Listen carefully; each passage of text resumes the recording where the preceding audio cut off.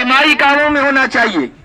اجتماعی کام یعنی social work جو ہوتا ہے، اسکول، اب اپنے اسکول قائم کریں وہاں پیسہ خرچ کریں، مدرسہ قائم کریں وہاں خرچ کریں، مسجد ہے، مکتب ہے، وہاں خرچ کریں. آج ہم وہاں کون خرچ کرتا ہے؟ ہر گاؤں کی، ہر گھر کی یہ کہانی آپ جا کر دیکھ لیجئے. مسجد کے اندر امام ہے، وہاں پیسہ ہم خرچ نہیں کر رہے، اس کی تنخواہ کے لالے پڑے ہوئے ہوتے ہیں. شادی کے موقع پر دکھاوے کے لیے ہم کتنا خرچ کرتے ہیں.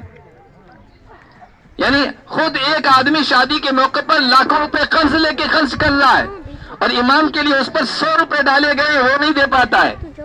جو اجتماعی کام ہے، جہاں ہمارے بچوں کو شکشا مل رہی ہے، تعلیم مل رہی ہے، دین مل رہا ہے، عقیدہ مل رہا ہے. اس طرح اگر اسکول ہیں، ہمارے پرائیویٹ اسکول قائم ہونے چاہیے. ہمارے بچے بچیاں سرکاری اسکولوں میں جا رہے ہیں، بہت ساری چیزیں وہاں ایسی ہیں جو ہمارے عقیدے کے خلاف ہو رہی ہے، توحید کے خلاف ہو رہی ہے. سورج کی پوجا کی جا رہی ہے، سرسوتی کی وندنا کی کروائی جا رہی ہے. توحید کا عقیدہ سب سے اہم عقیدہ ہے، وہاں ہمارا خراب ہو رہا ہے. لیکن ہماری اس طرف توجہ ہی نہیں.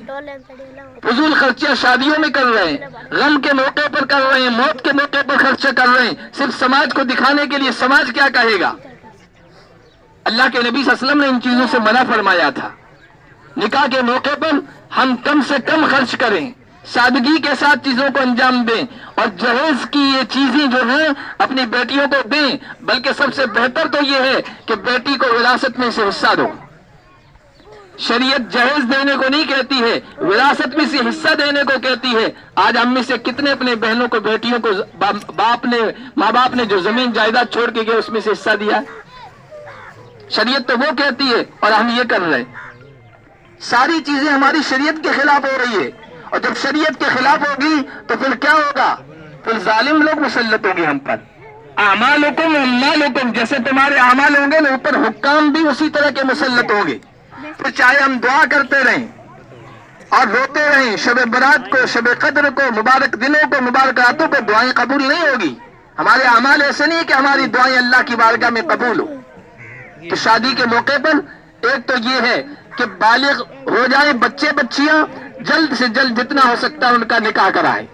دوسرا یہ نکاح و شادی کے موقع پر جو ہمارا ایک مزاج تھا، ہمارے یہاں علاقے کی پہچان تھی، ایک امتیاز تھا، بڑی سادگی کے ساتھ سب کچھ ہو جایا کرتا تھا. اب تو ماشاءاللہ ایک ٹینٹ لگ رہے ہیں، پہلے درختوں کے نیچے سب کچھ ہو جایا کرتا تھا اور کسی کو کوئی برا نہیں لگتا تھا. اتنی سادگی کے ساتھ آج بھی بہت سارے لوگ کر رہے ہیں اور کوئی فرق نہیں پڑ رہا ہے. آپ کتنا بھی کر لیں اور دکھاوا کر لیں، لوگ کچھ نہ کچھ تو مین میخ نکال دیں گے، کمیاں نکال دیں گے. نہ ادھر کے رہے نہ ادھر کے، نہ شریعت کے مطابق کر سکے، نہ لوگوں کی داد وصول کر سکے اور نہ ان کی واہ واہی وصول کر سکی. اس لیے شریعت کے مطابق آپ کام کریں گے تو انشاءاللہ نکاح میں بھی برکت ہوگی، اور آنے والی نسلوں پر اس نکاح کے، اس شادی کے بہترین اثرات مرتب ہوں گے. سب کریں گے بھائی.